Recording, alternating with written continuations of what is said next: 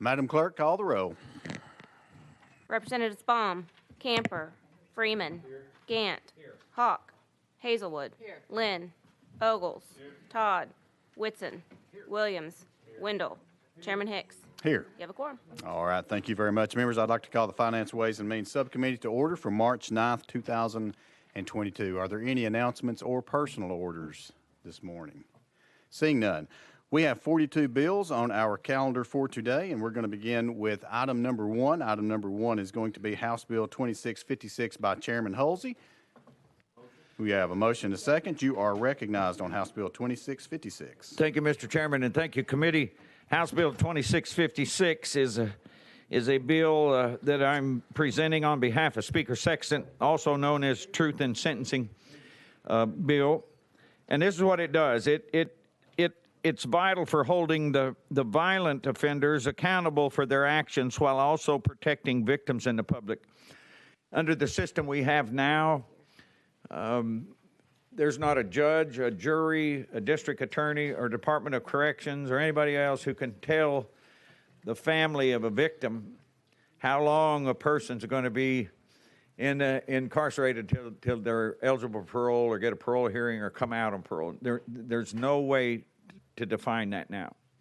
So this bill takes the most violent offenses and says that whatever the judge gives you or the jury gives you, that's exactly what you're going to serve. 100% of what the judge gives you or the jury gives you. And it says you cannot have sentencing credits to take days off. You can earn sentencing credits, and they can be used for other things like classification or benefits or anything else in the system, but they cannot be used to take away days or time that's on your sentence. So that's the difference in this. And this covers aggravated assault if an offense was use of a deadly weapon, aggravated assault, offense use strangulation, aggravated assault against a first responder or nurse if the offense was the use of a deadly weapon, aggravated assault against first responders or nurse if the offense involves strangulation, second-degree murder, voluntary manslaughter, criminal negligent homicide, vehicular homicide, reckless homicide, aggravated vehicular homicide, involuntary labor servitude, trafficking persons for forced labor, possessing a firearm or antique firearm during the commission or attempt to commit a dangerous felony, attempted first-degree murder where the victim suffers serious bodily injury, aggravated kidnapping, especially aggravated kidnapping, aggravated robbery, especially aggravated robbery, carjacking, aggravated burglary, especially aggravated burglary, aggravated arson, and the manufacture, delivery, or sale of a controlled substance if the person's had 2 or more prior convictions. And the only thing on here is public ugliness, and that wasn't included. So, all right, members, you've heard the description of House Bill 2656. Any discussion? Seeing none, House Bill 2656 does have a fiscal note that is associated with it. We will have to place it behind the budget, but we certainly do look forward to working with you to get this across the finish line. So without objection, House Bill 2656 behind the budget. Thank you, Mr. Chairman, committee. Thank you. That brings us to item number 2 on our calendars, House Bill 2663 by Chairman Farmer. You have a motion and a second. You're recognized for a brief description on House Bill 2663. Yeah, thank you, Mr. Chair and members. I'm presenting House Bill 2663 on behalf of Speaker Sexton. This is going to be known as the Mental Health Treatment Act of 2022, and it's going to create a new mental health court treatment program. We're going to use existing judges, so we're not going to hire any more judges. That's going to be grant-based. It's not going to be available for any sort of violent offender or sex offender. And you must have a diagnosis of severe persistent mental illness. And it looks like it's a real good policy. We've talked about giving people the help we need, you know, and this should do the trick. But I know it's got a little bit of a fiscal note. We're going to work to get that thing funded. And if you want me to go into more detail now, I can, or I can wait until I come back. So. All right. Thank you very much. Members, you have heard the description of House Bill 2663. Any discussion? Seeing none, as the sponsor has already alluded to, there is a cost associated with House Bill 2663. So without objection, House Bill 2663 is behind the budget. Thank you. I'll give a much more detailed explanation if that thing were to when it does get funded. Thank you, Chairman. All right, item number 3 on our calendar is House Bill 2660 by Chairman Lafferty. You have a motion, a second. Sir, you're recognized on House Bill 2660 for a brief description. Thank you, Mr. Chairman. Thank you, committee. This bill is addressing pharmacy benefit managers. You all may have heard the term PBMs. I'll refer to them as PBMs from henceforth. The legislation authorizes the commissioner to promulgate some rules to effectuate policies regarding how they are governed. It's going to put some regulations on them at the same level as insurance companies are regulated. It'll authorize the department some additional oversight so in order to make sure that the PBMs are ensuring patient access to affordable drugs. These rules will include, but won't be limited to, implementing audits as necessary, requiring additional requirements for licensure, complaint processes and administrative hearing processes to be followed, and it also authorizes the commissioner to charge a fee to be paid to cover the cost of the PBM program that would be implemented. With that, I'll be ready to take any questions. All right, thank you, Chairman. Members, you've heard the description. Any discussion on House Bill 2660? Seeing none, we're now voting on House Bill 2660, moving on to full finance. All those in favor say aye. All those opposed, no. The ayes have it. House Bill 2660 moves to full finance. Thank you, Chairman. Thank you, committee. And Chairman Lafferty, let's go ahead, and since you're up, we're going to go ahead and skip over to item number 13. I was hoping you'd say that. We'll give everyone just a second to get there. Again, that's going to be item number 13. As soon as I find it. There we go. All right, item number 13 is House Bill 2550 by Chairman Lafferty. Sir, you do have a motion. A second, you recognize for a brief description. Thank you for that, Chairman. This one is pretty straightforward. We have not increased the fee to be charged to someone for running past a stop sign that is displayed on the side of a school bus for a number of years. Currently, that fine is only $50. We're looking to increase that to $200. And with that, I'll take any questions. All right, thank you for that description. Members, you've heard the description. Any discussion on House Bill 829? Chairman Williams, you're recognized. Thank you, Chairman. Thank you, Chairman Lafferty. Just a quick question. What I'm reading, it sounds like that the fine is increased only for cameras on buses. Does this have, tell me a little bit about what are cameras on buses included in this? So I'm not exactly clear how many of our school buses presently have cameras on them. It seems like right now the camera is the enforcement source for the tickets as they're issued now. So I don't think that this addresses any of that. It simply changes. If you've got a camera on a school bus and you can snap that picture and bust that guy, then you're going to be paying $200 instead of $50. Chairman Williams. Thank you. Well, this is one of a big problem in my community. I appreciate you bringing this bill. I'm hear from bus drivers all the time where it seems like in some cases they have the same people that are breaking the law. This gives them the ability to be able to catch them when law enforcement can't be there during the event. This gives them an opportunity to do that. So very supportive of your bill. Thanks for bringing it today. Thank you.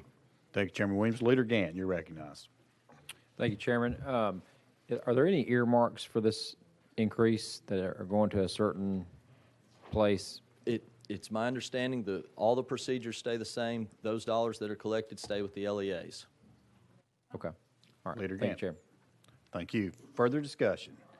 Seeing none, we're now voting on House Bill 2550, moving on to full finance. All those in favor say aye. All those opposed, no. The ayes have it. House Bill 2550 moves to full finance. That brings us to item number 14 on our calendars, House Bill. He's got one more. We're going to go ahead and go to item number 14, House Bill 813, also by Chairman Lafferty. You have a motion to second.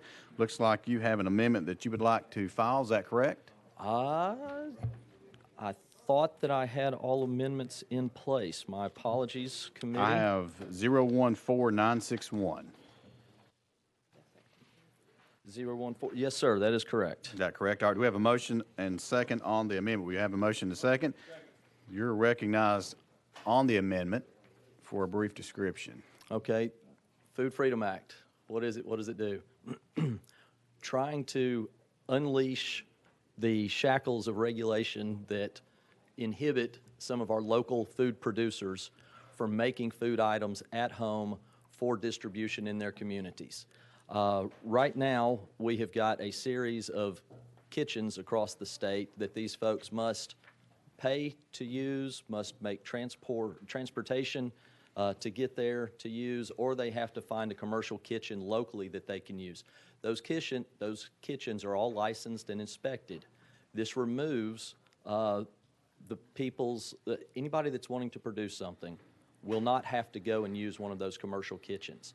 They can start producing small batch products in their home, whatever they're capable of creating. And part of the legislation, instead of being licensed, they must disclose, this was made at my house. This was made in a kitchen that is not inspected. These are the ingredients. This is who we are. This is how you contact us.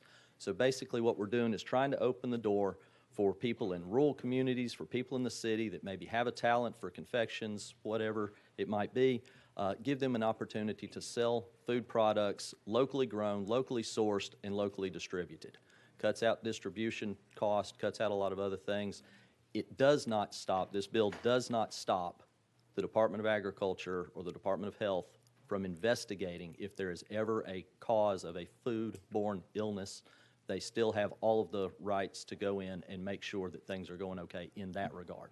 Otherwise, hey, I made this in my kitchen today. Would you like to purchase it from me? Yes, I would. Here you go. Exchange. Done. And move on. With that, I'll take any questions.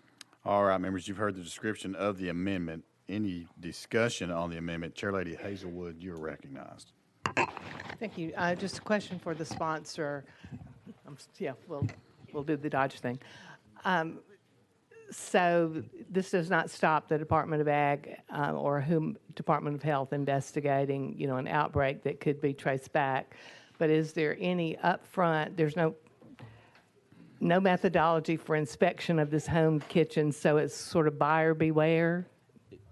That is exactly right. It is exactly buyer beware, but it is fully disclosed. And the way that I see this, the example that I use, I had a neighbor that made sourdough bread. And when the wind was blowing the right direction, my mouth started to water. I'm looking forward to some sourdough bread. I know Mary Ann. I suspect most of the people that do this kind of process are going to be known in their community. We're not talking about I'm making something in Knoxville and shipping it to Nashville where we've got that huge distance. We're talking about a community where the people live, the people work, their families are, and you have to know exactly that this was made, to your buyer beware question, this was made in my kitchen, that will be on the packaging. This was made without inspection, that's on the packaging. So yes, it would be buyer beware. And allowing adults to make their decision on how they want to spend their dollars. And is there something specifically in the bill that prohibits that kind of transportation, my mother lives in Alabama, if she makes really good chocolate pies. If I wanted to bring her chocolate pies to Nashville and sell them, is there something in the bill that would prohibit that from happening, assuming she lived in Tennessee? That was a bad example, I'm sorry. So there are some limitations to foods that are time sensitive and temperature sensitive.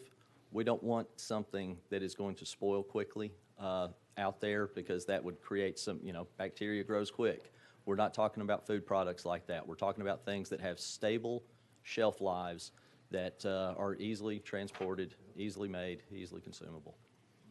Amendment, you're recognized. You're recognized.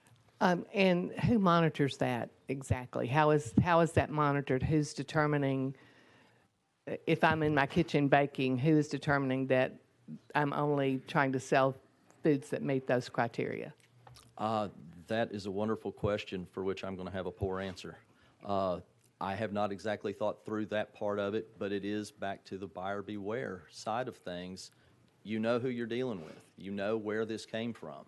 If you wish to trade your dollars for whatever the product might be, then that's your right as a free citizen.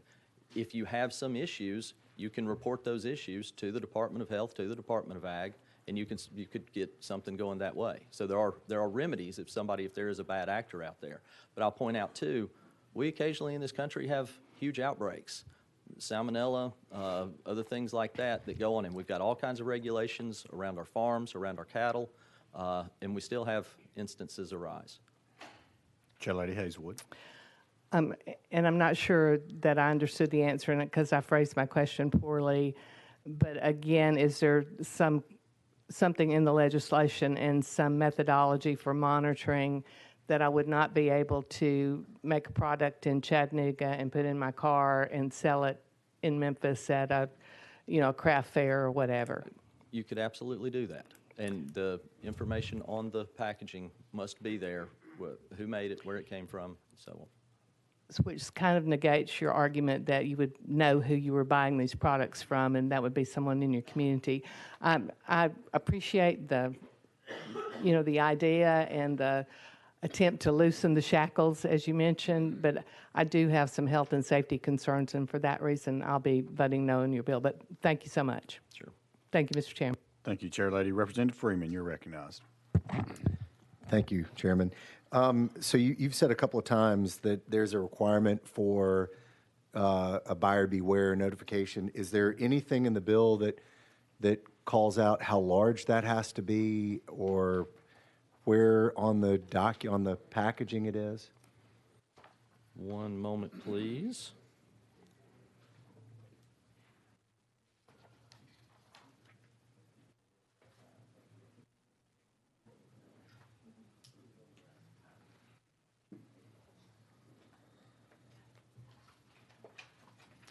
I'm trying to find, I don't think that it says specifically what size. You're talking about like the size of the font?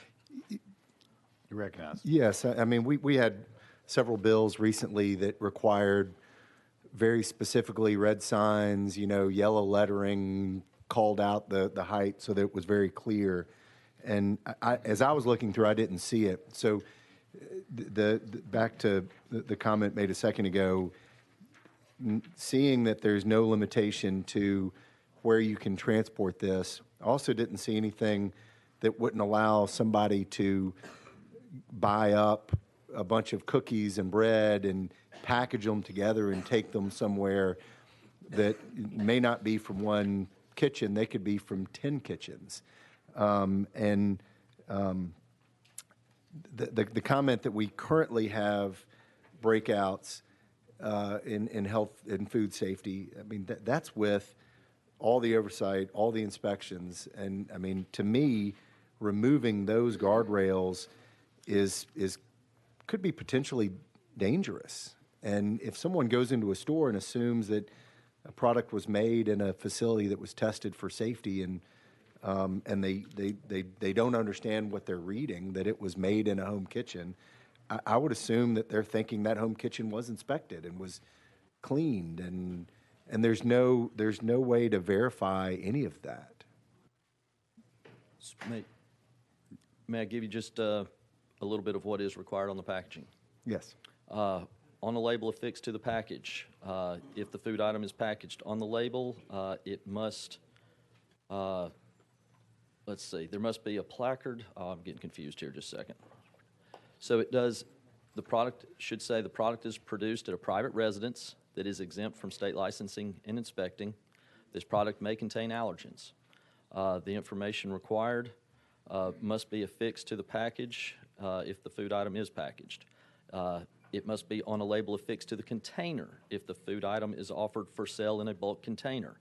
It must be on a placard displayed at the point of sale if the homemade food item is neither packaged nor offered for sale in a bulk container. On a web page on which, so we could sell this over the internet, on a web page on which the homemade food item is offered for sale if the homemade food item is offered only for sale on the internet. And finally, I think, if the homemade food item is sold by phone or custom order, the seller need not display the information required there, but the seller shall disclose to the consumer that the homemade food item is produced in a private residence that is exempt from state licensing and inspecting. So back to buyer beware. This is people making choices how to spend their dollars and where to spend their dollars. Representative Freeman. Chairman Todd. Thank you, Mr. Chairman. There are a couple of amendments, and I wasn't following close enough to see which one we are on, just to make sure, because one of them mentions some products, meat products and byproducts. So are they included in the amendment you're running or not?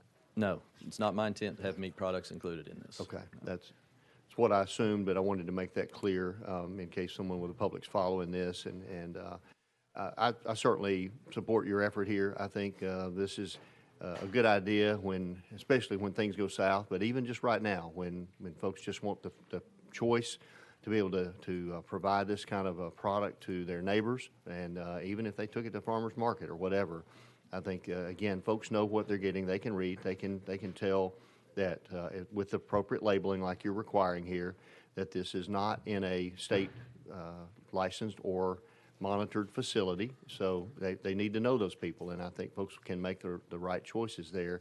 So I appreciate you bringing this. Thank you. Thank you. Representative Ogles. Thank you, Chairman.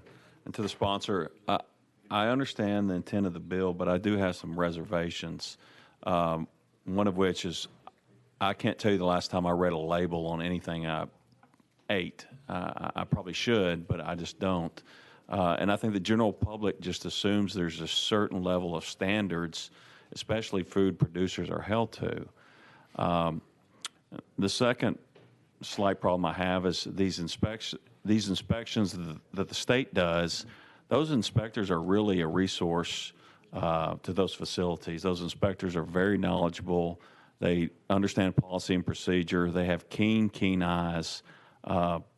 When one of our facilities that I work on is inspected, it's a great tool to utilize.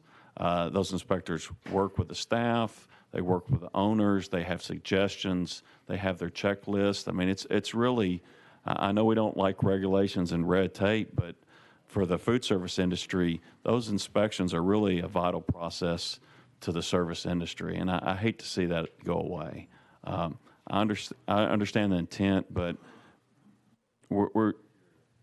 I just think I hate to think that the process of looking at somebody's production facility will be in hindsight when there's a major outbreak that already happens, when this simple policies of changing out rags, being sure that the coolers are at the right temperature, be sure that your prep station is not too close to where you wash your hands. I mean, those are proven techniques that, 6 feet makes a difference when you're washing hands and bacteria is splashing up from that sink.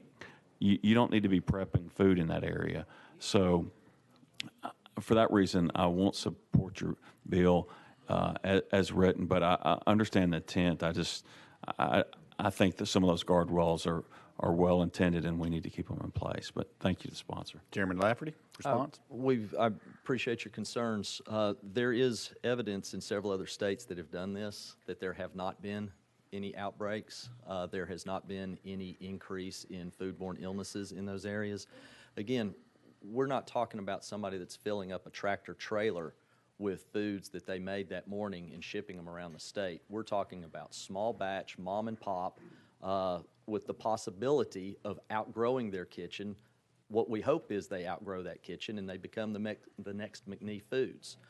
You've heard of Little Debbie. That started small, grew big, employs tens of thousands of people. If somebody's got those skills and all they need is an affordable, efficient way to get that started, this is what this is trying to open the door for, to lay the groundwork, lay the foundation for hopefully something bigger and better. And if not, if they're just putting a few extra bucks in their pocket to help their kids cover their soccer entry fees and things like that, well, that's okay too. We're generating commerce, we're keeping dollars local, and like I said, hopefully we're growing something big out of it. All right, thank you. Representative Lynn. Thank you very much, Mr. Chairman. I love the spirit of this bill, but I have a few reservations. Maybe there should be a quantity limit, and for when you then go to that kitchen. I know at Cumberland University there's a kitchen available that people can use to make foods to resell. Maybe a quantity limit, because it does stand to reason that at home when you're doing batches, there is a point where it might become unmanageable when you're doing a batch and you're really in over your head and maybe your standards slip.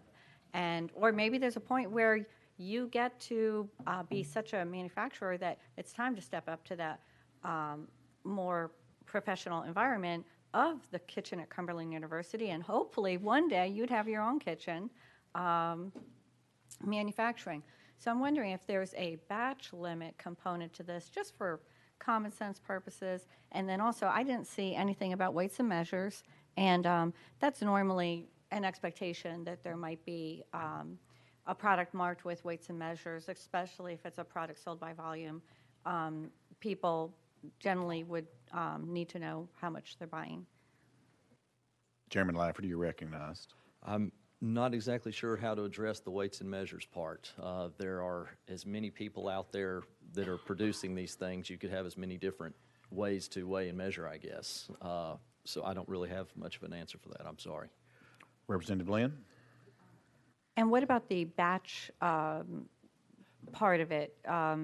It seems to be that at a certain point, it just becomes untenable, unmanageable at home, similar to, I'm thinking like raising animals. At a certain point in your home, it simply becomes unmanageable, and you need to step it up to a better facility.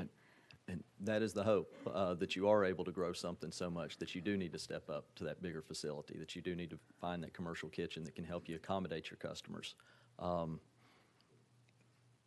Setting some that sounds like an interesting idea, setting some sort of quantity limits. I think if I'm following you, if you cross this threshold, you're no longer a small mom and pop. Is that kind of what that's an interesting idea. Representative Lynn? All right, Leader Camper. Thank you, Madam Chair.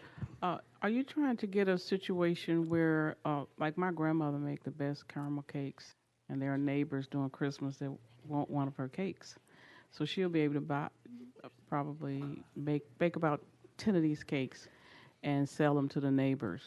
And so under this provision, under this bill, she could do that without having to go through some licensure process. Is that what you're trying to get at with this bill? That is exactly what I'm trying to get at this bill. Okay. It wouldn't be a requirement on her then to collect sales taxes or anything like that, or how would we deal with that part? I'm about to embarrass myself. I'm just curious. I have not looked that far down the road. Okay, I understand. There would be, yes, if you're making a business, you've got to turn in tax receipts. Okay. Just like me with my rental properties. Yeah. I don't have any licensure, or I don't have a license to run my rental houses, but I pay taxes on all that. Right. So if somebody doesn't pay taxes, they would be in violation of the law. Would it be like, Yeah, you're recognized. thank you, it would be like, I guess, the onus is on the individual to, on the income, when they're filing their taxes, then they could, okay. Much like it is on any business owner. Okay, thank you. Thank you, Mr. Chairman. All right, thank you. Leader Gant, you're recognized. Thank you, Mr. Chair. That's twice. Sorry. Somebody put me up to that, but no. Thank you, Chairman. In this economy we have here in Tennessee, this legislation supports small businesses, and small businesses are the backbone of our economy here in Tennessee, and this hits at the local part of every one of our districts of supporting our local business owners. And who knows, this can be something that develops into something much larger, and then they take the appropriate steps that need to be taken. And I'm very supportive of this. I have these type small businesses in my district, and I'm going to be supportive of this legislation, and thank you for bringing it. Thank you for that. Thank you, Leader Gant. Representative Ogles, you want to be recognized again? Thank you, Chairman. I think the trigger is 4,800 for reverting revenue to the department. I think that question was asked earlier, if I remember correctly. Chairman Williams. Thank you. Chairman Lafferty, thank you for this bill. You know, it's interesting. We spend millions of dollars as a state to try to develop CTE education and other things because we're trying to create pathways for kids in our schools.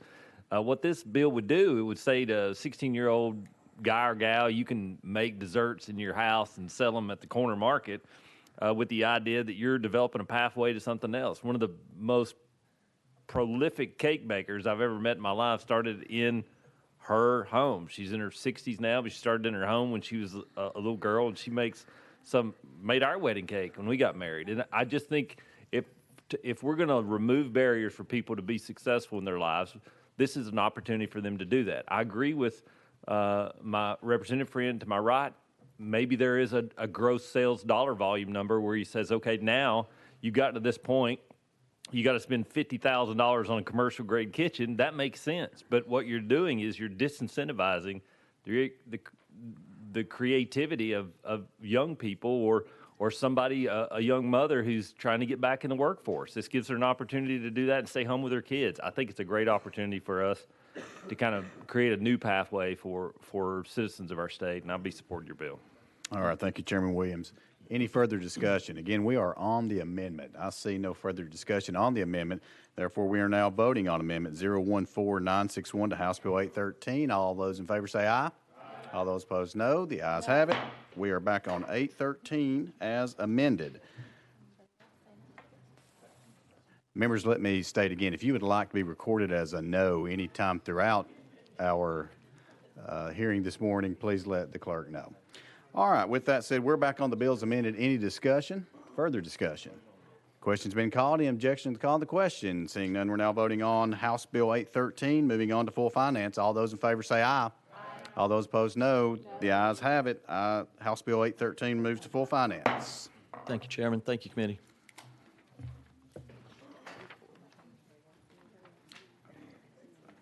All right, members, we're going back to item number 4.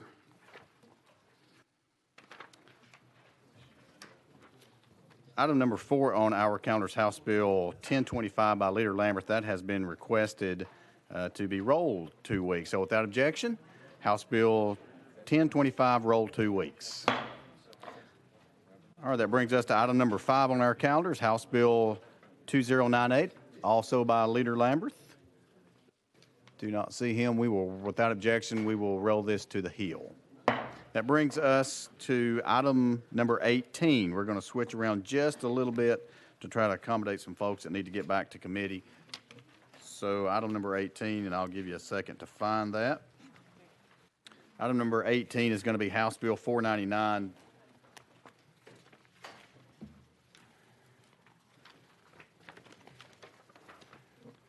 It's going to be House Bill 499 by Chairman Rudd. Do you have a motion and a second?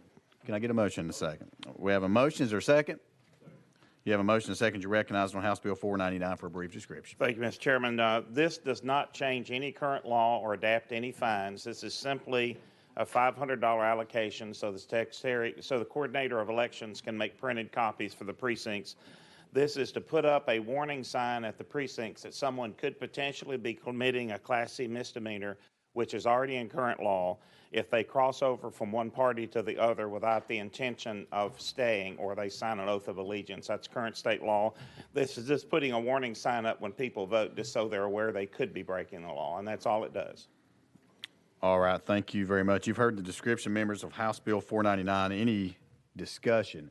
Representative Freeman, you're recognized. Sorry, Chairman, I'm going to stop asking questions after this.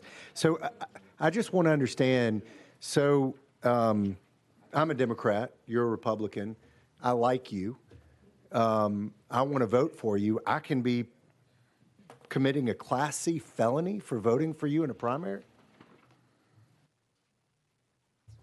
You're recognized. That's current state law. The way the law is structured right now, that if you cross from one party over into the other with the intention of not staying, and you don't sign an oath of allegiance, you're already committing a Class C misdemeanor.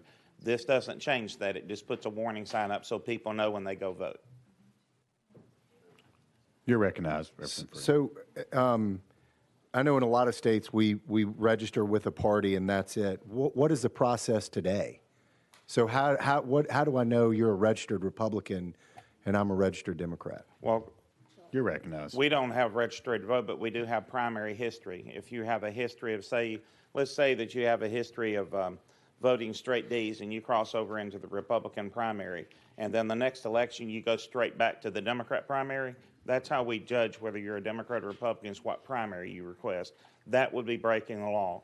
Now, if you were a Democrat and crossed over into the Republican primary and you kept voting Republican, then you're not breaking the law. And again, this isn't changing the law. That's current state law. Okay. Representative. All right, further discussion? Seeing none, House Bill 499 does have a fiscal impact, so we will have to place it behind the budget and consider it at a later date. So without objection, House Bill 499 behind the budget. Thank you. All right, thank you. All right, let's go back to item number 5.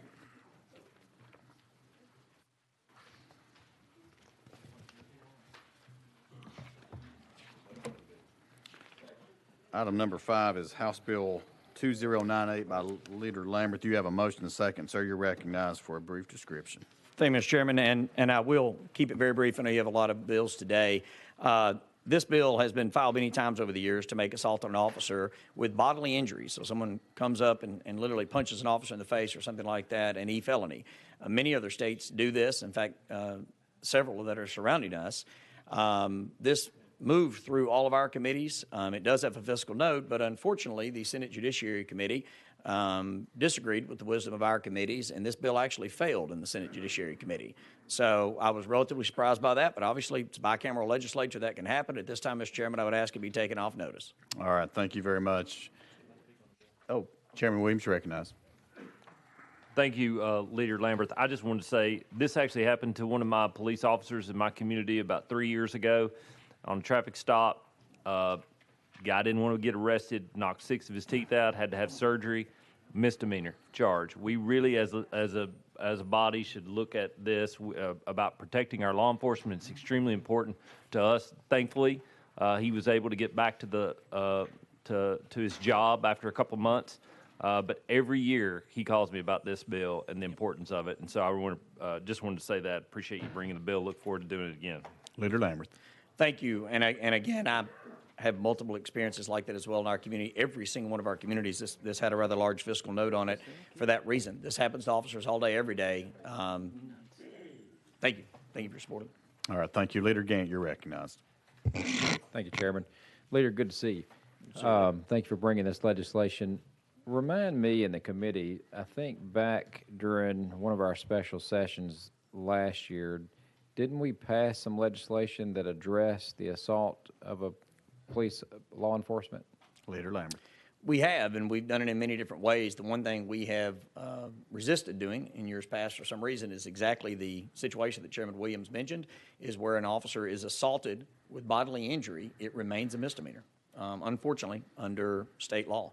So we have left our officers out there in a very dangerous position, in my humble opinion, and that is something that hopefully at some juncture in the future will be rectified. It just, again, I'm always big when I'm on committees, and I know you are too, that if a bill fails in the Senate, then, to not move it forward over here. And at this juncture, again, that's the reason I asked that it be taken off notice, but I deeply appreciate the support I'm feeling from this committee. It's an issue we need to resolve at some point.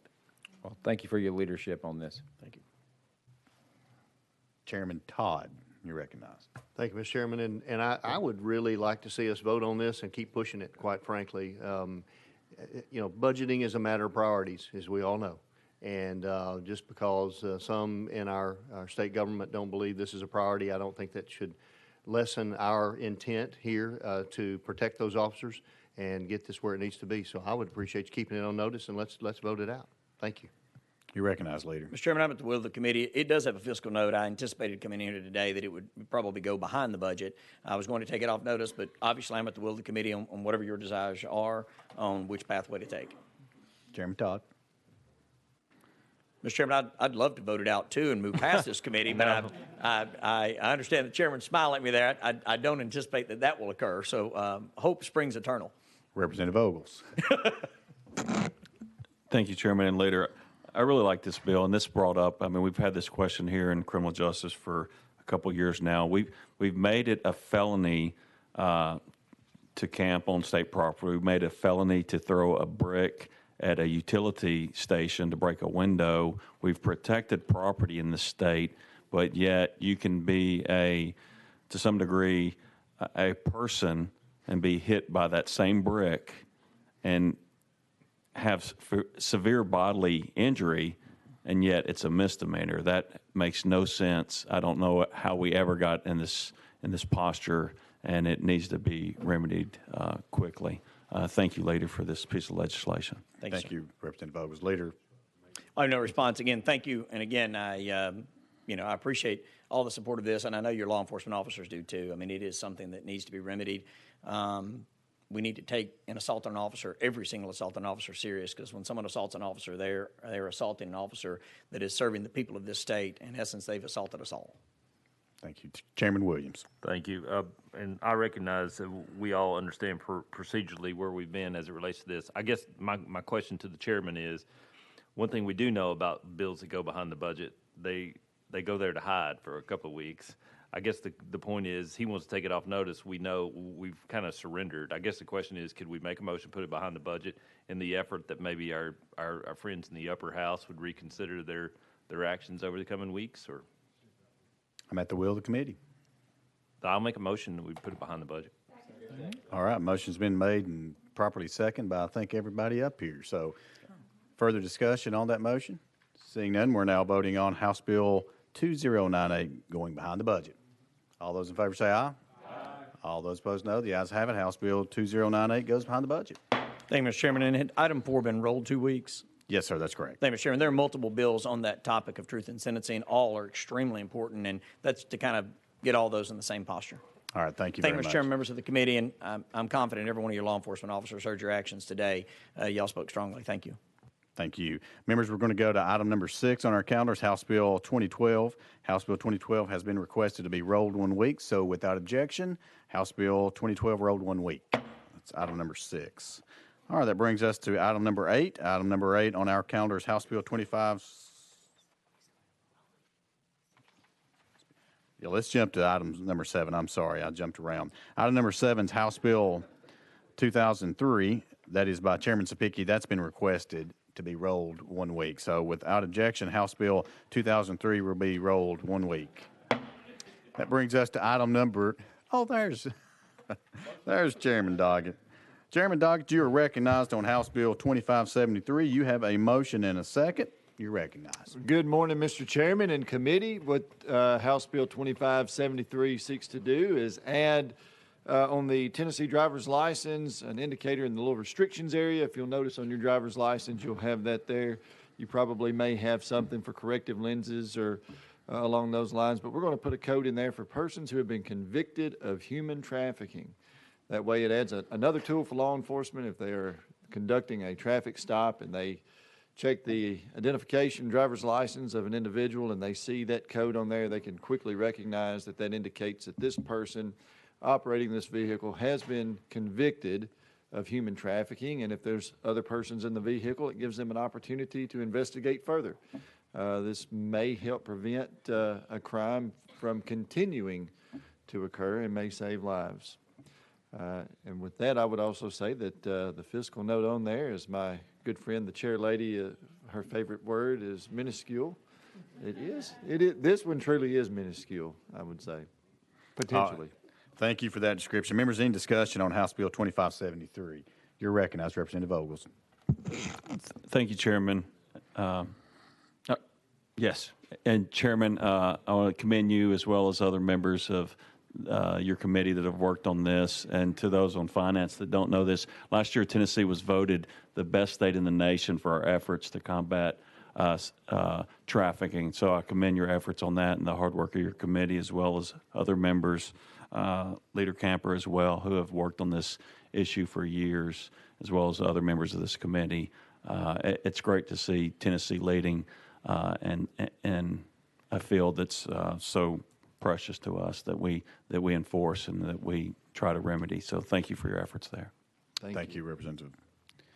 Any comment, Representative? I will just add to that. Yes, we are leading the charge in the nation of as a beacon of light to those as how to combat human trafficking. But at the same time, we are one of the top states in the country that have human trafficking occurring here. And so you've seen valiant efforts over the last few years to help curb that.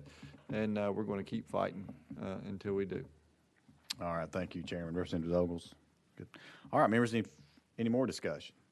Seeing none, as the chairman alluded to, there is that minuscule fiscal note. So we will have to, without objection, we will have to place it behind the budget and to consider it at a later date. So without objection, House Bill 2573 goes behind the budget. Thank you all. all. Thank you, Chairman. Have a wonderful day.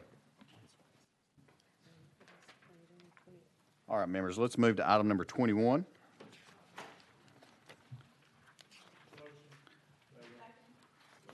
Item number 21 on our calendar is House Bill 2614 by Chairman Faison. Sir, you have a motion and a second. You are recognized for a brief description. Thank you, committee.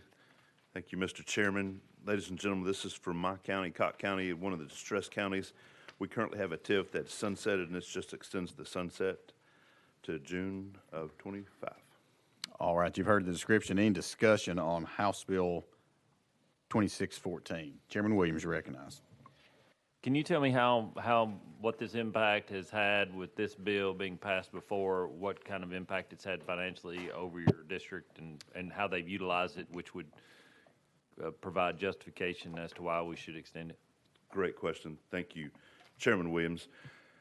In the last 3 years, my county, at exit 432, which is Highway 411, which is one of your first main arteries to get into Sevier County, TDOT has graciously widened that road, and through this TIF that we used that I'm trying to extend, we got a massive Love's truck stop with 3 restaurants in it, and they're just finishing up this week, and so that's one of the specific things that we recently did when we passed this legislation the first time, and so we're just extending the date.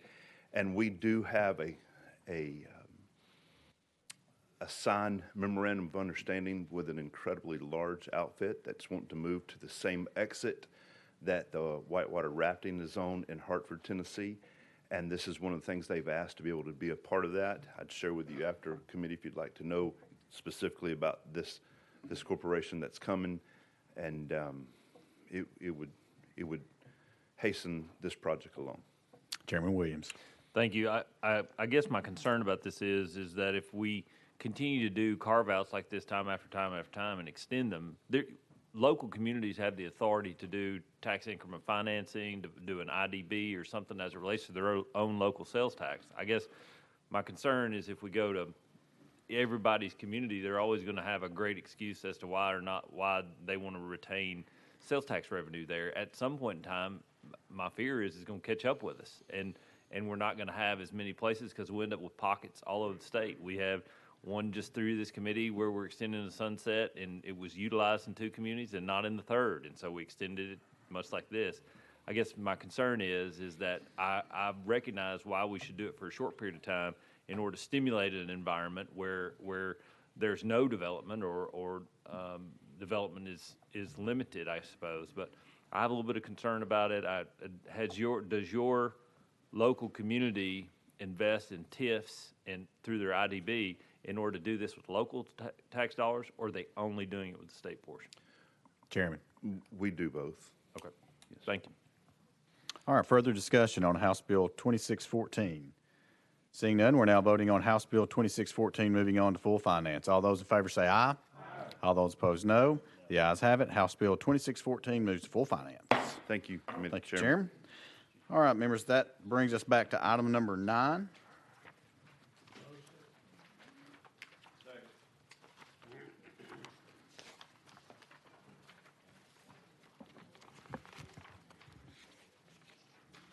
All right, item number 9 on our calendar is going to be House Bill 1890 by Representative Haston. Chairman, you're recognized. You have a motion to second.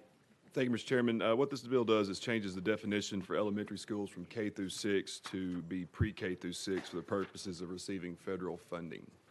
All right, thank you for this description. Members, you've heard the description of House Bill 1890. Any discussion?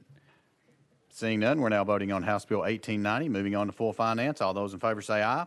All those opposed, no. The ayes have it. House Bill 1890 moves to full finance. Thank you, Chairman. Thank you, Chairman. All right, that brings us to item number 10 on our calendar. Item number 10 on our calendar is House Bill 2706 by Chairman Howell. Do we have a motion to second? You have a motion and a second. Chairman Howell, it looks like you have an amendment drafting code 014998. Is that correct? That is correct. Do we have a motion to second on the amendment? We have a motion to second. You're recognized on the amendment for a description. Thank you, Mr. Chairman. This bill, well, the amendment actually, if we could put the amendment on, then I can describe the bill more easily, if that would be all right. Okay, we can do that. All right, members, any questions on the amendment? Seeing none, we're now voting on amendment drafting code 014998 on to House Bill 2706. All those in favor say aye. All those opposed, no. The ayes have it. Back on the bill as amended. You're recognized on the bill as amended. Thank you, Mr. Chairman. I'm sure as representatives, you all receive from time to time concerns from your constituents regarding road hazards, more commonly known as potholes. As chairman of transportation, I get a lot of those. And so I began discussion with TDOT and Treasurer Lillard about 2 to 3 years ago about creating a system, and come to find out that there is a system in place. The problem is it's not functioning properly and it's just not working. So in conjunction with TDOT and the Treasurer and in consultation with the Attorney General, this bill was created, and that amendment that we just adopted excludes the AG out of the process, out of this bill, and leaves the AG's responsibilities in place. They will handle any claims above $100,000 as they have done in the past. Now, in describing the bill, by way of background, the Tennessee Treasurer's Office is responsible for settling all claims brought by citizens whose vehicles may have been damaged by various road hazards, and as I mentioned, that's also including potholes. I began this discussion quite some time back, but there's been a disconnect in communication in getting the information to the Treasurer's Office, who's responsible for settling the claims. And so in consultation with those departments, this is the result. And for an example, there were 1,800 complaints filed in the last 12 months in 2021. Only 12 of those complaints were settled. That's out of 1,800. So we believe we can do better. I know we can do better. And this bill will simply allow TDOT and the Treasurer's Office to cooperate in creating a streamlined reporting system so our citizens can be better served. You probably know, and I know several, I know some here in this legislature who've had their vehicles damaged, front ends knocked out of alignment, or their tires blown out, and even their wheels broken when they hit a road hazard. And they have not had the satisfaction of getting that damage paid for. So hopefully this will create a system, give some publicity to the new system, hopefully an 800 number that would allow the drivers to report the road hazard, and as a result, communication between the two departments to get these claims better settled in a timely manner and better serve the citizens of Tennessee. All right, thank you, Chairman. And members, I have a request for someone to provide testimony. The Treasurer, David Lillard, has requested the opportunity to speak. I do not see the Treasurer. And Mr. Chairman, I believe Mr. West, Roy West, was here. Okay. With the Treasurer's office. Yes, he's here. I will mention, too, if you don't mind, I believe you have a funding letter. yes, that is correct. Yes. We do have a funding letter Yes. from the Treasurer's Department. Thank That is you. correct. If you don't, okay, I think he has turned down that opportunity. So with that said, we're going to go ahead and open up the floor for discussion, and I think Representative Ogles has a question. Thank you, Chairman, and to the sponsor. I appreciate you bringing this piece of legislation. Can you tell us what the scope is of these claims, what can actually be filed for reimbursement? For instance, there was the department on record stated some problems last year with 840 interchange, some of the construction practices at the bridges. I know there was settling, and they explained the filling and deep fills. And my question is specifically, I mean, there were some people that were hurt at some of those bridges. Does this open up? And I know there's statute of limitations and stuff, but if those families were told in the past that road was constructed properly and everything was done right and there was no recourse, is there recourse for past claims that now our narrative has changed, especially with that one road that's been problematic over the years? You're recognized, Chairman. Thank you, Mr. Chairman. I'm not sure what the statute of limitation is, but if the statute of limitation has not run out, then hopefully this reporting system would create a better communication system to allow those people to retroactively go back and collect damages for whatever damage they served. Road hazards be a myriad of things. It can be a settled bridge. It can be, for example, when I go home on I-24, because of the weather we've had in the last few months, we had 3 weeks of back-to-back of snow, ice, freezing, thawing. For about a half a mile, the entire top layer of some of that road is gone, and it has turned to gravel. And I've been told that there are people whose windshields have been broken by the loose gravel. There are potholes where people have lost their tires. So it's a broad spectrum of road hazards out there, and I believe this legislation would help hopefully solve that communication problem and get them some relief. Representative Ogles. Thank you, Chairman. I appreciate you bringing this legislation. It's a good bill. Thank you. Chairman Hawk. Okay. Chairman Williams. I too have a broken windshield, but I didn't turn in a claim.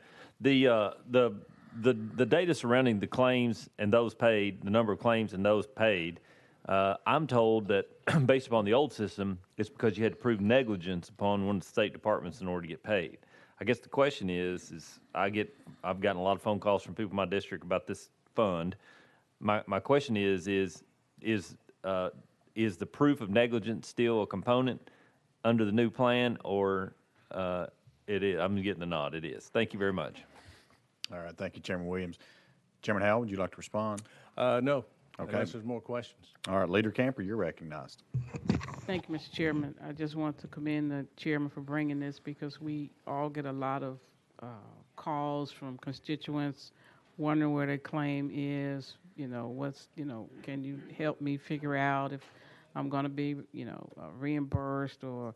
So I think this is a good way to help us solve the issue when we get the calls. If it's one centralized place where we can go and find an answer, whether they like the answer or not, it's a different, situation. But this having to wait and figure it out and it's lost, we don't know where it's at. I think this will help solve that problem. So I support it. Thank you, Mr. Chairman. Thank you. All right. Thank you.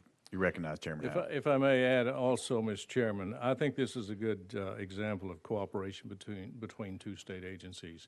And this is certainly not an attempt to cast any shadow on either one of the departments. TDOT just has so many employees, and we have thousands of roadways, state and interstate roadways, and it's impossible for them to continuously inspect every stretch of roadway in Tennessee. So basically, the only way they can know of every pothole is when some driver hits one and hopefully avoids it, goes around it, but calls it in to an 800 number or some kind of system where it's reported. Then TDOT can give it its attention. Leader Camper. Representative Lynn. Thank you, Mr. Chairman. I'm just, I'm thinking that a lot of people probably don't file claims because they just don't think they'll get any compensation, but just hypothetically, if someone was pulling out of their very, very narrow parking spot in the legislative parking garage and they hit their mirror on a, you know what I'm talking about. Is that part? No? Can we do that? No? I don't know if do we have a claim?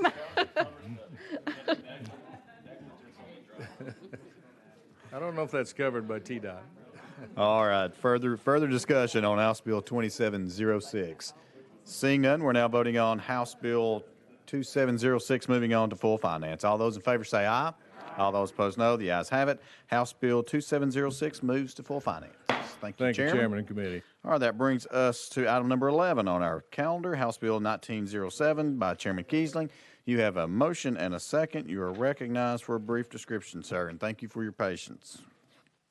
Thank you, Chairman. And that was a nice try there, Representative Lynn. Chairman, could I take just a brief moment of personal privilege, please? And I'd like to direct this to Chairman Hawk. To all, now, Chairman Hawk's North Green team has now moved into that bracket number 2, just down the road at the TSSAA Girls State Tournament. They're up tomorrow against McKenzie. So we want to wish, of course, North Green our very best, and of course McKenzie as well, in case there's any other, in case someone else is representing that area down there. But good luck, sir. All right. Thank you, Mr. Chairman, for that. And We have drafted, there is an amendment here, sir. Drafting code 13837, I hope that corresponds. It's traveling, sir, so you are ready to go. It's in the proper posture. Thank you very much. Members, you may recall during Governor Lee's first year in office, we unanimously passed the elimination of the state expungement fee. We recognize and we feel that by removing any financial barriers that we can assist and help first-time offenders get their life back on track. Bottom line, this bill would eliminate the $100 application fee for a diversionary program for first-time offenders. Now, please note, however, that diversion is exclusively for individuals with no prior convictions. Anyone who is a repeat offender does not qualify for diversions at this time. The fee is currently being assessed to people who are literally seeking a second chance. Mr. Chairman and members, I can go into the two different types of diversions, who qualifies and who doesn't for this. But with that, I'll stop and entertain any questions. Chairman, let me go back just for a second. When you referred to an amendment, and I said that it was traveling, actually, there is no amendment that I see on this bill, and it is not traveling. So I don't know if there's an amendment that you need to file or... Oh, my goodness. Well, then, my apology. I just wanted to make sure that we were clear. Okay, I've got some wrong information in this notebook. My apology to the... That's no problem. Members. To you and the members. Not a problem at all. Members, you've heard the description here from Chairman Kiesling. Any discussion on House Bill 1907? Seeing none, there is a fiscal note that is associated with House Bill 1907, so we will have to place it. Yep, we will have to place it behind the budget to consider at a later date. So without objection. Thank you. Chairman Hawk. Thank you for your time, sir. Thank you, Mr. Chairman. And as Chairman Kiesling knows, and thank you very much for that shout out, there are very few legislators who have a larger geographic area to represent in the state of Tennessee. And in that vein, the way he follows every single high school, elementary school, middle school in his district is worthy of our praise. So, Chairman Kiesling, thank you for recognizing the large area that you represent on a daily basis and those teams and those kids within. So thank you very much. Thank You're you, very Mr. kind. Chairman. Thank you, sir. Thank you. Absolutely. So without objection, House Bill 1907 goes without objection behind the budget. All right, that brings us to item number 12 on our calendar. Item number 12 is House Bill 829 by Chairman Kumar. Sir, you have a motion and a second. You're recognized for a brief description. Thank you, Mr. Chairman. Members, this 829 is what we have labeled the cure bill.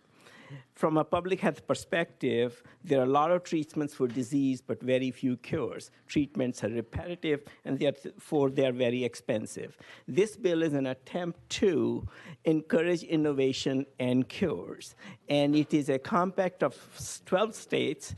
The hope is that when we get 6 states, the compact will be operational, and they will define the diseases that need to be targeted.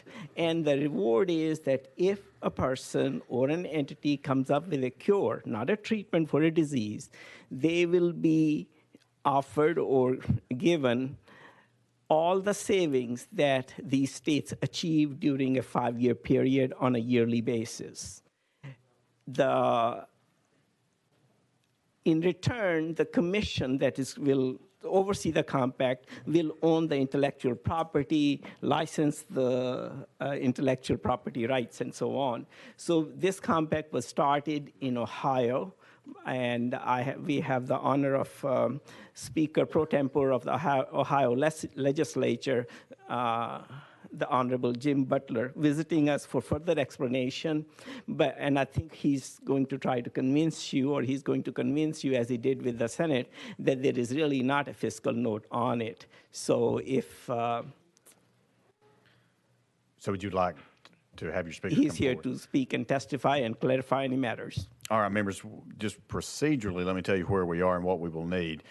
Chairman Kumar does have a guest speaker this morning. We did not make him, he didn't make it on the list, but what we will do is we will entertain a motion to allow this if the committee so chooses. Chairman Williams, you're recognized. Thank you, Chairman. I make a motion to hear from Speaker Butler, but based upon the rules that we have set as far as time is concerned. All right, thank you. That's a motion properly made, it's properly seconded by Chairman Whitson. Any discussion?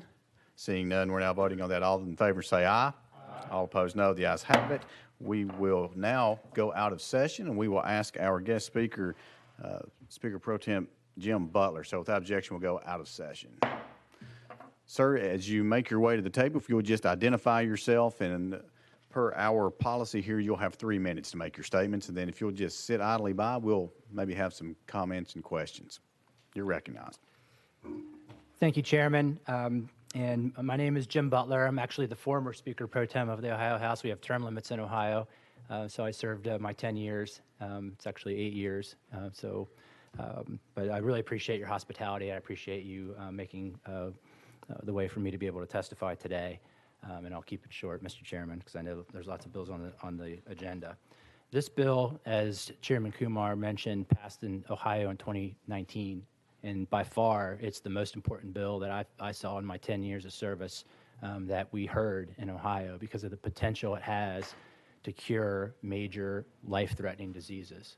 We've all seen with COVID what the power, once there's a proper incentive in place, financial incentive in place of what can be done, especially even in a short time. What this bill does is provide that incentive for cures instead of treatments because treatments are by far all of what is researched right now in human clinical trials.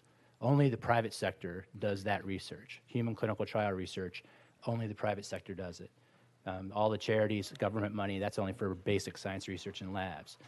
There's no incentive or very little incentive for the private sector to develop the cures where a disease is gone and you don't keep taking the same medication over and over again and rack up that expense. So financially, there's no incentive for the private sector to do it, and therefore, that's what we've seen. Except with COVID, where there's a bunch of money behind it, and you see that. And researchers are frustrated, and especially patients that face life-threatening diagnoses are very frustrated because of that. So what this bill, in terms of no pressure from Chairman Kumar and from me trying to convince you, in terms of the fiscal note, there's no risk. There's no upfront appropriation on this bill. It's a multi-state compact. 6 states have to pass it. Only Ohio has passed it. So there's not even the nominal amount of dues that would have to be paid for this session because Tennessee would be the second state. It also doesn't obligate future General Assemblies. That's a question I've been given in many states where I've testified, including in Ohio, and that we have that prohibition in Ohio as well. And it's just like voting to build a road or provide care for autistic children, or joining a compact where there's ongoing dues. That's the only real obligation that's out there. Most importantly, though, this shares the first 5 years of savings, and once the diseases are chosen, it's banks that underwrite and take the risk for the savings. The taxpayers never have that risk. The taxpayers only ever pay what's actually saved in the budget. It has to be actually saved in the budget on a dynamic basis, and then that's the amount that would be shared back to the commission and ultimately to pay the bank. So banks take the risk in this, and never the taxpayers. So perfect timing, Mr. Chairman, and I'll wrap that up. And so I hopefully I don't think that there would be a fiscal note the way you guys do things here. Because there wouldn't be the dues right now, and there's no obligation for future General Assemblies. Thank you, Mr. Chairman. Right, thank you very much. And I'll say this, there is other fiscal impact, so we would place this behind the budget per our rules. So that's where we may be heading with this in a few minutes. But until we get to that point, does anyone have any comments or questions for our speaker? Chairman Hawk. Thank you, Mr. Chairman, and thank you very much. What is the vision? How many states do you see being involved in this? And forgive me if you said that and I missed it. And a cash award and all this. Give me the framework of what you see this program becoming, please, sir. Thank you very much for your question. I hope at least we get 25 states that join this compact. The reason why 6 states have to join the compact before it goes into effect is 5 years of savings for a major disease. It has to be enough money. It has to be more money than a private company would get for developing a treatment for that same disease. Otherwise, the incentive won't work. And so I foresee if, just say, 10 states were to join the compact, and we're talking about a disease like Alzheimer's, then that would be about $20 billion. The 5-year savings for those 10 states for curing Alzheimer's disease would be $20 billion for somebody who could come along and cure that disease. And that's, hopefully that answers your question. Chairman Hawk. Thank you. If I could, thank you. It's a unique idea. We've dealt with some compacts in days gone by that have been good and some not so good. So I appreciate the conversation there. By the way, my sister lives in Ravenna. What part of Ohio near Kent? Where was your district? In Dayton. So okay, thank you I very have much. A sister in Hudson, though, so close to Ravenna. Exactly. Thank you very much. Thank you, Chairman. Thank you, Chairman. Further discussion, further questions? Chairman Todd.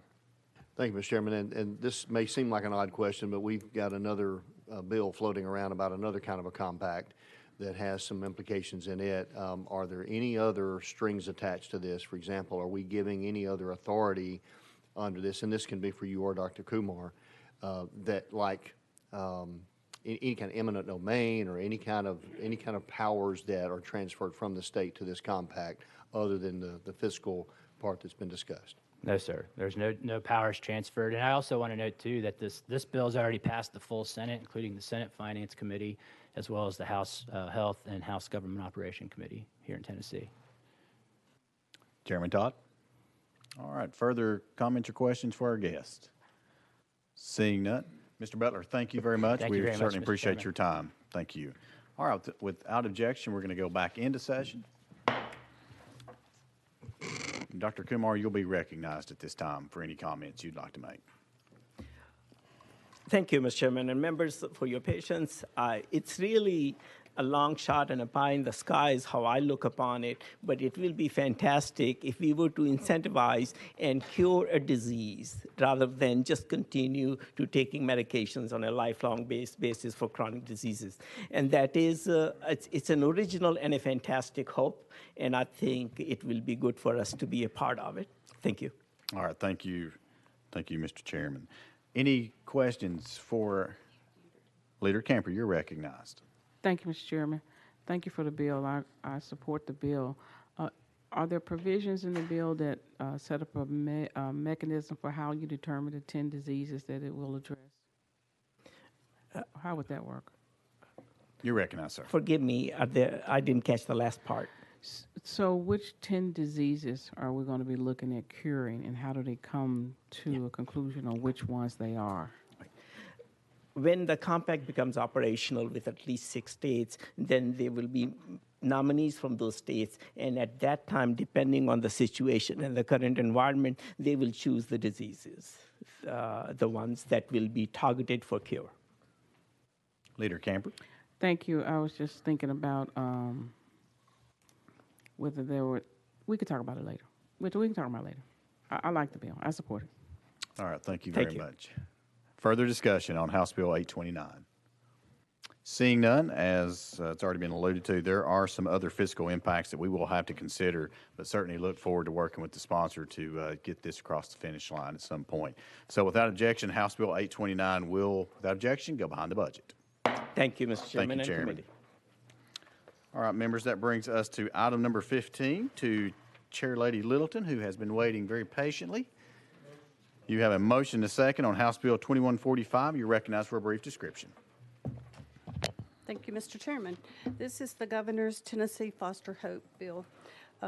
There's 2 parts to it. The first part is of the bill will expand eligibility for extension of the foster care services, a wraparound service program for young adults still in DCS custody when they turn 18.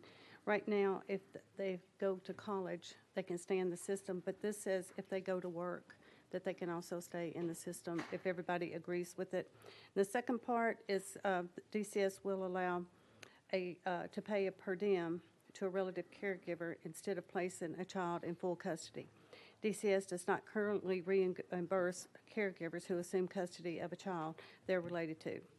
And this prevents many relatives from accepting the responsibility, resulting in the child being in full state custody at the full foster care rate. Under this proposal, DCS would reimburse caregivers 50% of the daily care board rate for the level of a child assigned to the child. To be eligible, relative caregivers must have to satisfy screening and training requirements set out for DCS and ensure the child's safety. All right, thank you for this description. Members, any discussion on House Bill 2145? Seeing none, we're now voting on House Bill 2145, moving on to full finance. All those in favor say aye. All those opposed, no. The ayes have it. House Bill 2145 moves to full finance. Thank you, Mr. Chairman. Thank you, and Chair committee. Lady. All right, item number 16 on our calendars, House Bill 2179 by Chairman Moon. You have a motion and a second. You're recognized for a brief description on House Bill 2179. Thank you, Mr. Chairman and members. House Bill 2179 allows TEMA to designate multiple primary and alternate emergency service coordinators. Additionally, this bill will give TEMA much-needed authority to enforce mandatory training for these coordinators. There's a fiscal note, $75,600. Commissioner Ely has provided the funding letter from the administration for the increased state expenditures. I'll be glad to answer any questions, Mr. Chairman. All right, Chairman Moon, thank you very much. Members, you've heard the description, and is there any discussion on House Bill 2179? Again, there is a funding and a letter that we did receive from FNA. Seeing none, we're now voting on House Bill 2179, moving on to full finance. All those in favor say aye. All those opposed, no. The ayes have it. House Bill 2179 moves to full finance. Thank you, Mr. Chairman and members. That brings us to item number 17 on our calendar. Item number 17 is House Bill 2472 by Chairman Powers. Is he available? Do not see him. Without objection, we will roll him to the hill. Without objection, so moved. That brings us to item number 19 on our calendar. Item number 19 is House Bill 2561. Sir, you are recognized. You have a motion and a second. You're recognized on House Bill 2561 for a brief description. Thank you, Chairman Committee. This bill contains two interstate compacts for healthcare professionals. One is the occupational therapist, and the other is the if I can say it right, audiologist and speech language pathologist. We already have several of these interstate compacts for health professionals. This bill is budget neutral. It has a $10,000 increase in state expenditures and a $10,000 increase in state revenue. All right, thank you very much, Chairman. Any discussion on House Bill 2561? Question's been called. Any objection calling the question? Seeing none, hearing none, we're now voting on House Bill 2561, moving on to full finance. All those in favor say aye. All those opposed, no. The ayes have it. House Bill 2561 moves to full finance.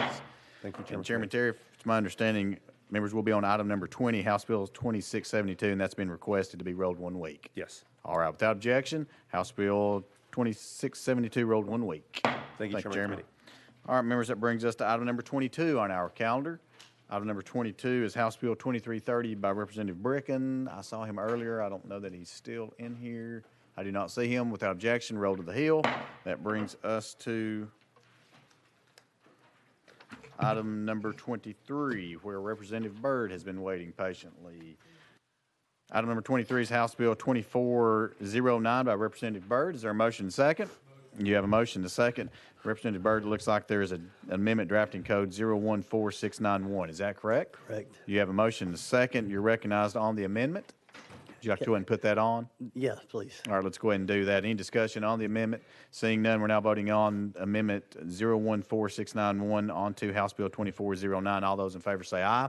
All those opposed, no. The ayes have it. We're back on the bill as amended, and you're recognized. Okay, thank you, Mr. Chairman. This bill is very simple. It puts the teachers' insurance premium the same as state employees. Right now, a lot of people don't really know this, but the state only pays 45% of the teachers' insurance, whereas they pay 80% of all state employees. So this would bring it up to the same as state employees. All right, thank you for this description. Members, any discussion on House Bill 2409? Are we still on the amendment?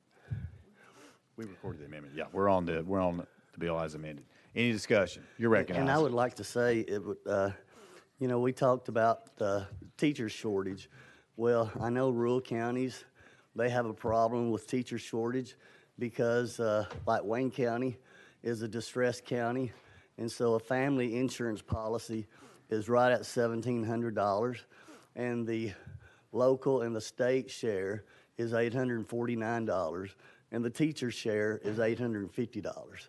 So this would be it would keep teachers in these distressed counties, because we have a lot of really good teachers that moves off to a different county, strictly because of the insurance.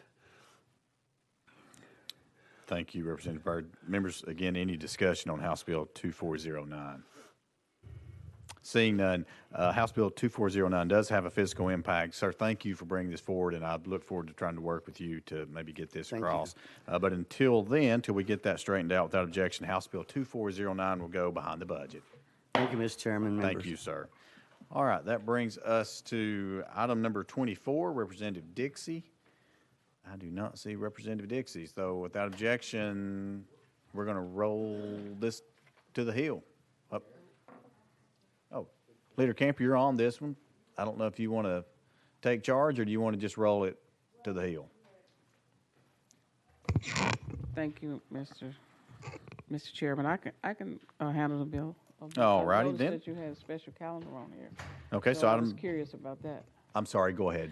I noticed you had a special calendar on here, so I was curious about that, but I can. Yes, it's been calendared. This will be the third time, so it will go to the special calendar if the committee so desires. So it'll go behind the budget like we always do, but then it will be placed on a special calendar. I'll move adoption of it, Mr. All right, Chairman. we'll go ahead with item number 24 by Leader Camper. House Bill 1071, you have a motion to second. Looks like there is an amendment, drafting code 014880. Do I have a motion on the, do you have a motion to second? You're recognized on the amendment. Would you like to go ahead and put that on the bill? Yes, sir. All right, let's go ahead and do that. Any discussion? Seeing that we're now voting on House Bill, or actually Amendment 014880 on to House Bill 1071. All those in favor say aye. All those opposed no. The ayes have it. We're back on the bill as amended, and you are recognized. Thank you, Mr. Chairman. With the amendment, it rewrites the bill, creating a sales and use tax holiday for a period of May 18, 2022 to May 31st of 2022. And then it adds August in there, 2 weeks in August on all food and food ingredients for sale. So, all right, thank you. Sales tax holiday. All right, thank you very much. Thank you for the description. Members, any discussion on House Bill 1071? Seeing none, the sponsors already stole my thunder, and so it does have a fiscal note attached to it. So without objection, we will have to place House Bill 1071 behind the budget. Also, we will have to consider it at a later date, as well as the bill has been calendared 3 times, so we will place it on a special calendar to be considered with our final calendar pursuant to our House rules. So without objection, House Bill 1071 will go on the special calendar to be published with the final calendar. Thank you, Leader Camper, for taking over that.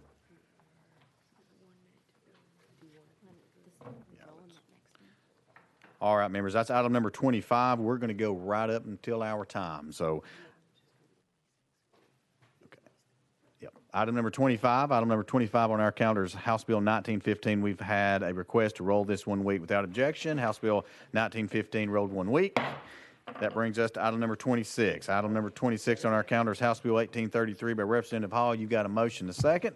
Looks like there is an amendment drafting code 014220. Sir, is that correct? Yes, sir, that is correct. Do we have a motion to second? We do have a motion to second on the amendment. You're recognized on the amendment. Thank you, Mr. Chairman and committee. Apparently, the state of Georgia has increased their penalties on the disposal of car tires in unauthorized areas. Therefore, it has become an underground profession of discarding car tires and has somewhat become an epidemic in our county.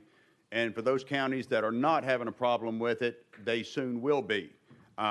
Basically, House Bill 1833 is 8 or less tires is a misdemeanor, 9 or more is a Class E felony. And with that, Mr. Chairman, I renew my motion. All right, thank you very much, Mr. Sponsor. All right, we are on the amendment, so we do have a motion to second. You've heard the description. Is there any discussion? Seeing none, we're now voting on amendment drafting code 014220 on to House Bill 1833. All those in favor say aye. All those opposed no. The ayes have it. We're back on the bill as amended. And, sir, I think you just described the bill. Is that correct? That is correct, Mr. Chairman. All right, thank you very much. Members, any discussion on House Bill 1833? Seeing none, it does have a cost associated with this particular piece of legislation. Certainly do look forward to working with the sponsor to try to get this to the end. So without objection, House Bill 1833 will go behind the budget. Thank you, Mr. Chairman. Committee. All right. We're going to grab one more. We may get fussed at. We're going to go one more because Representative Travis has sat there and been all quiet, and so that will be the last one. So Item number 27 is going to be House Bill 2185 by Representative Travis. You have a motion, a second. You're recognized for a brief description. Thank you, Mr. Chairman. Thank you, committee. This legislation removes the provision in code that prevents a driver from being placed on another pay plan for reinstatement fees should they default on the original plan. All right. Thank you very much, Mr. Sponsor. You've heard the description, members. Any discussion on House Bill 2185? Seeing none, we're now voting on House Bill 2185. Moving on to full finance. All those in favor say aye. All those opposed, no. The ayes have it. House Bill 2185 moves to full finance. Thank you, Mr. Chairman and committee. All right, members. We have some bills left on our calendar, so all those bills that were not taken up today will be rolled until next week's calendar. So without objection, any more business coming before the committee? Seeing none, we are without objection adjourned.